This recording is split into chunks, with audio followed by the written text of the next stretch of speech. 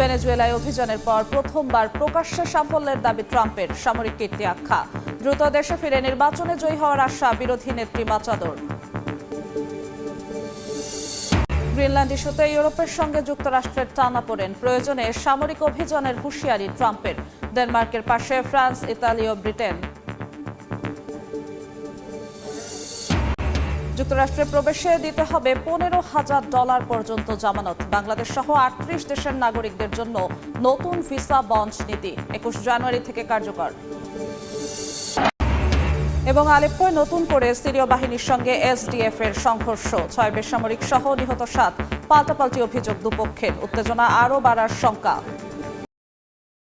Venezuela 3 থেকে 4 কোটি barrel তেল যুক্তরাষ্ট্রকে দিয়ে দেবে বলে জানিয়েছেন মার্কিন প্রেসিডেন্ট ডোনাল্ড ট্রাম্প। এর আগে মার্কিন সামরিক অভিযানের পর প্রথমবারের মতো প্রকাশ্যে সাফল্যের দাবি করেন মার্কিন প্রেসিডেন্ট। এই অভিযানকে অসাধারণ সামরিক কীর্তি হিসেবে আখ্যা দেন তিনি। এদিকে শিগগিরই দেশে ফিরে নির্বাচনে জয়ী হয়ে ক্ষমতা সামলানোর কথা জানিয়েছেন বিরোধী নেত্রী মারিয়া করিনা মাচাদো। ভেনেজুয়েলাকে ঘিরে এক যুগান্তকারী সিদ্ধান্তের ঘোষণা দিয়েছেন মার্কিন প্রেসিডেন্ট ডোনাল্ড ট্রাম্প। নিজ মালিকানাধীন সামাজিক মাধ্যম ট্রুথ সোশ্যালে ট্রাম্প জানান, মধ্যপ্রাচ্য ও দক্ষিণ আমেরিকার গুরুত্বপূর্ণ তেল ভূগর্ভস্থ সম্পদ বিশিষ্ট ভেনেজুয়েলা 3 থেকে 5 কোটি ব্যারেল জ্বালানি তেল যুক্তরাষ্ট্রকে প্রদান করবে। রিপাবলিকান সদস্যদের উদ্দেশ্যে দেয়া বক্তব্যে মার্কিন প্রতিরক্ষা বাহিনীর ভূয়সী প্রশংসা করেন ট্রাম্প। নিকোলাস মাদুরোকে আটকের সময় অনেক কিউবান সেনা নিহত হয়েছেন বলে জানান তিনি। তবে সেই বিষয়ে কোনো ভ্রুক্ষেপ না করেই সরাসরি মার্কিন সেনাদের সাফল্যের গুণগান গাওয়া শুরু করেন ট্রাম্প। মেক্সিকোর প্রেসিডেন্ট ক্লদিয়া শেনবাউন যুক্তরাষ্ট্রের সামরিক হস্তক্ষেপের নিন্দা জানিয়ে মাদুরোর জন্য ন্যায্য বিচার দাবি করেছেন। ভেনেজুয়েলার বিরোধী দলীয় নেত্রী ও শান্তিতে নোবেলজয়ী মারিয়া করিনা মাচাদো শীঘ্রই দেশে ফেরার ঘোষণা দিয়েছেন এবং যুক্তরাষ্ট্র সমর্থিত অন্তর্বর্তী প্রেসিডেন্ট হিসেবে সাবেক ভাইস প্রেসিডেন্ট ডেলসি রদ্রিগেজের কর্তৃত্ব প্রত্যাখ্যান করেছেন। রাষ্ট্রের সঙ্গে উত্তেজনা বাড়ছে ইউরোপের। দ্বীপটি দখলে নিতে ট্রাম্পের পরিকল্পনার তীব্র বিরোধিতা করছেন ইউরোপীয় নেতারা। ফ্রান্স, জার্মানি, যুক্তরাজ্য, ইতালি সহ বিভিন্ন দেশ একাত্তা হয়ে ডেনমার্কের সমর্থন জানিয়েছে। ইউরোপের সমালোচনা উড়িয়ে দিয়ে হোয়াইট হাউস জানিয়েছে, গ্রিনল্যান্ড দখলে নিতে সামরিক শক্তির ব্যবহার সহ বিকল্প কৌশল নিয়ে ভাবছেন ডোনাল্ড ট্রাম্প। যুক্তরাষ্ট্রের জাতীয় নিরাপত্তার জন্য দ্বীপটির অধিগ্রহণ গুরুত্বপূর্ণ বলে দাবি করেছেন মার্কিন প্রেসিডেন্ট। ভেনেজুয়েলায় যুক্তরাষ্ট্রের সামরিক অভিযানের পর গ্রিনল্যান্ড অধিগ্রহণের বিষয়টি আবারও আলোচনায় এসেছে। দ্বীপটি দখলে যুক্তরাষ্ট্রের বল প্রয়োগের সম্ভাবনা আছে কিনা এমন প্রশ্ন ঘুরপাক খাচ্ছে। এর মধ্যেই গ্রিনল্যান্ড নিয়ন্ত্রণে নিতে সামরিক শক্তির ব্যবহার সহ বিকল্প কৌশল নিয়ে মার্কিন প্রেসিডেন্ট ডোনাল্ড ট্রাম্প ভাবছেন বলে জানিয়েছে হোয়াইট হাউস। গ্রিনল্যান্ড ন্যাটো জোটভুক্ত দেশ ডেনমার্কের একটি আধা স্বায়ত্তশাসিত অঞ্চল। বিবিসিকে হোয়াইট হাউস জানায়, দ্বীপটি অধিগ্রহণ করা যুক্তরাষ্ট্রের জাতীয় নিরাপত্তার জন্য গুরুত্বপূর্ণ। ইউরোপীয় নেতারা ডেনমার্কের পক্ষে সমর্থন জানিয়ে যৌথ বিবৃতি দেওয়ার পর এ তথ্য জানালো হোয়াইট হাউস। মঙ্গলবার 6টি ইউরোপীয় মিত্রদেশ ডেনমার্কের প্রতি সমর্থন জানায়। যুক্তরাজ্য, ফ্রান্স, জার্মানি, ইতালি, পোল্যান্ড, স্পেনের নেতারা যৌথ বিবৃতিতে বলেন, দ্বীপটির ভবিষ্যৎ নির্ধারণে শুধু ডেনমার্ক ও গ্রিনল্যান্ডের জনগণই সিদ্ধান্ত নিতে পারে। বিবৃতিতে দেশগুলো জাতিসংঘ সনদের নীতিমালা মেনে চলারও আহ্বান জানায়। গ্রিনল্যান্ডে উচ্চ পর্যায়ের প্রতিনিধি পাঠানোর ঘোষণা দিয়েছে কানাডাও।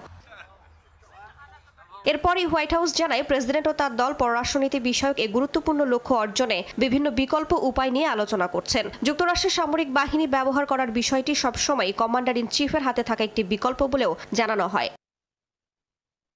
আটলান্টিক মহাসাগরের মাঝে অবস্থিত বিশাল ভূখণ্ড নিয়ে অবস্থিত দ্বীপটিতে বিপুল পরিমাণ প্রাকৃতিক ও বিরল খনিজ সম্পদ রয়েছে, যা মোবাইল ফোন ও ইলেকট্রিক পণ্য তৈরি সহ বিভিন্ন কাজে ব্যবহৃত হয়। সম্প্রতি রাশিয়া ও চীনের জাহাজের উপস্থিতিও বেড়েছে সেখানে। দ্বিতীয় মেয়াদে মার্কিন প্রেসিডেন্টের ক্ষমতা নিয়েই গ্রিনল্যান্ড অধিগ্রহণের কথা বলেন ট্রাম্প।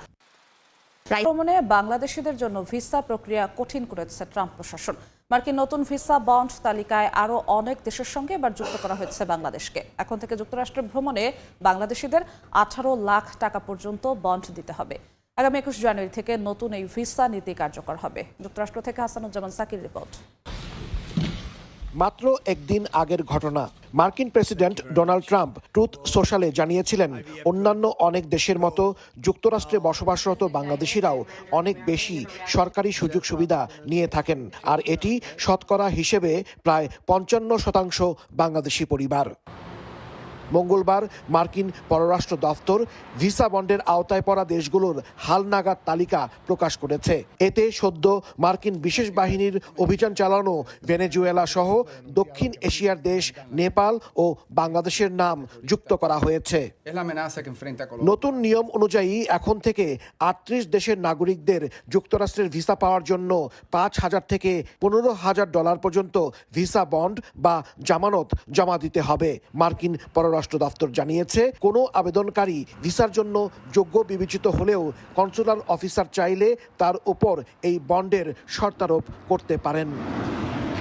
বন্ডের অর্থ যুক্তরাষ্ট্রের অর্থ মন্ত্রণালয়ের অনলাইন প্ল্যাটফর্ম পে.গভ এর মাধ্যমে জমা দিতে হবে। পররাষ্ট্র দপ্তর জানিয়েছে, বন্ডের টাকা স্থায়ীভাবে কেটে রাখা হবে না। এটি একটি ফেরতযোগ্য জামানত। কেউ যদি নির্ধারিত সময়ের বেশি যুক্তরাষ্ট্রে অবস্থান করেন বা স্ট্যাটাস পরিবর্তনের আবেদন করেন, তবে সেই জামানতের টাকা বাজেয়াপ্ত করা হবে। বাহিনীর সঙ্গে কুর্দি সশস্ত্র গোষ্ঠী সিরিয়ান ডেমোক্রেটিক ফোর্স এসডিএফ এর সংঘর্ষের ঘটনা ঘটেছে। এতে ৬ বেসামরিক সহ অন্তত ৭ জন নিহত হয়েছে। সিরীয় সরকারি বাহিনী ও কুর্দি নেতৃত্বাধীন এসডিএফ পরস্পরের বিরুদ্ধে হামলার অভিযোগ তুলেছে। দীর্ঘদিন ধরে ঝুলে থাকা সমঝোতা বাস্তবায়ন না হওয়ায় উত্তেজনা আবারও সহিংসতায় রূপ নিয়েছে। সংঘাত বন্ধে রাজি হলেও দিন কয়েকের যুদ্ধবিরতির পর আবারও সিরীয় সেনাবাহিনী ও কুর্দি সশস্ত্র গোষ্ঠী সিরিয়ান ডেমোক্রেটিক ফোর্সের মধ্যে উত্তাপ ছড়িয়ে পড়েছে। মঙ্গলবার আলেপ্পো শহরের বিভিন্ন এলাকায় দুই পক্ষের মধ্যে তীব্র সংঘর্ষ শুরু হয়। সিরীয় প্রতিরক্ষা মন্ত্রণালয়ের দাবি, এসডিএফ নিয়ন্ত্রিত এলাকার পাশের কয়েকটি আবাসিক মহল্লায় হামলা চালানো হয়েছে। এতে বেশ কয়েকজন বেসামরিক নাগরিক হতাহত হয়েছেন। হামলায় এক সেনা সদস্য নিহত হয়েছে বলেও জানানো হয়। পাল্টা বিবৃতিতে এসডিএফ জানায়, শেখ মাকসুদ ও আশরাফিয়া এলাকায় নির্বিচার গোলাবর্ষণ করেছে সরকারি বাহিনী। তাদের দাবি, এই হামলায় 2 নারীসহ কয়েকজন নিহত হন। ভারী কামান, রকেট এবং ড্রোন ব্যবহারের অভিযোগও তোলা হয়। উভয় পক্ষই বেসামরিক হতাহতের দায় অস্বীকার করে একে অপরকে দোষারোপ করছে। এই সংঘর্ষের পেছনে রয়েছে এসডিএফ সরকার সমঝোতার অচলাবস্থা। 2025 সালে মার্চে এসডিএফকে রাষ্ট্রীয় কাঠামোয় অন্তর্ভুক্ত করার চুক্তি হলেও তা এখনও কার্যকর হয়নি। সেনাবাহিনীতে একীভূতকরণ, কমান্ড কাঠামো এবং সীমান্ত নিয়ন্ত্রণ নিয়ে মতবিরোধ রয়ে গেছে। সিরিয়ান ডেমোক্রেটিক ফোর্সেসকে নিয়মিত সেনাবাহিনীতে একীভূত করার বিষয়ে আলোচনার জন্য দামেস্কে এসডিএফ এর জ্যেষ্ঠ নেতারা সরকারি কর্মকর্তাদের সাথে দেখা করার 2 দিন পর এ লড়াই শুরু হয়। ফিলিস্তিনের পশ্চিম তীরে বিশ্ববিদ্যালয় প্রাঙ্গণে অবৈধভাবে প্রবেশ করে অভিযান চালিয়েছে ইসরায়েলি বাহিনী। এই ঘটনায় অন্তত 41 জন আহত হয়েছেন। গাজার রাফা সীমান্ত খুলতে এখনও টালবাহানা করছে ইসরায়েল। যুক্তরাষ্ট্রের অনুমোদনের পর উপত্যকাটিতে বিশেষ অভিযানের পরিকল্পনা করছে দখলদার বাহিনী। রাফা সীমান্ত বন্ধ রাখায় ইসরায়েলের কঠোর সমালোচনা করেছে কাতার।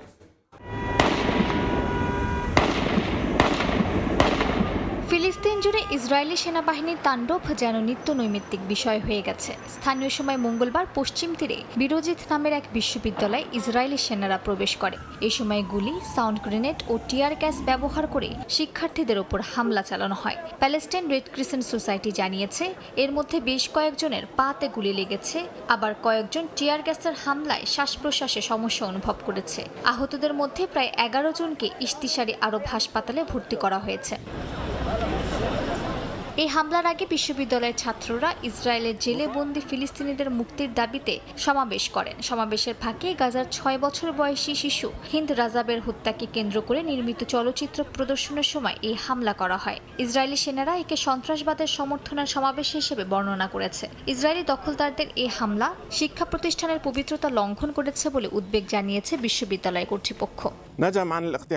দুর্ভাগ্যবশত বিশ্ববিদ্যালয়ে হামলার ঘটনা চলছেই, তবে এইবার সব সীমা অতিক্রম করে বাইরে স্পষ্ট নির্মমতার সঙ্গে ঘটেছে। তবে হামলার বিরুদ্ধে আমাদের ফিলিস্তিনের জনগণ যেখানেই থাকুক না কেন সংঘবদ্ধ আছে। গাজায় রাফা সীমান্ত বন্ধ রাখায় ইসরায়েলের কঠোর সমালোচনা করেছে কাতার। দোহা জানিয়েছে, মানবিক সহায়তা রাজনৈতিক চক্রান্তের জন্য ব্যবহার করা যাবে না। এছাড়াও উপত্যকাটিতে পরিপূর্ণ যুদ্ধবিরতি বাস্তবায়নের আহ্বান জানিয়েছে দোহা। যুক্তরাষ্ট্র ইসরায়েলকে গাজায় বিশেষ অভিযান চালানোর অনুমোদন দিয়েছে বলে দাবি করেছে ইসরায়েলি গণমাধ্যমগুলো। অনুমোদনের বিষয়টি 4 ঘণ্টা নিরাপত্তা বৈঠকে আলোচনা হয়। বৈঠকে গাজা, লেবানন, সিরিয়া ও ইরানের সাম্প্রতিক পরিস্থিতি পর্যালোচনা করা হয়েছে।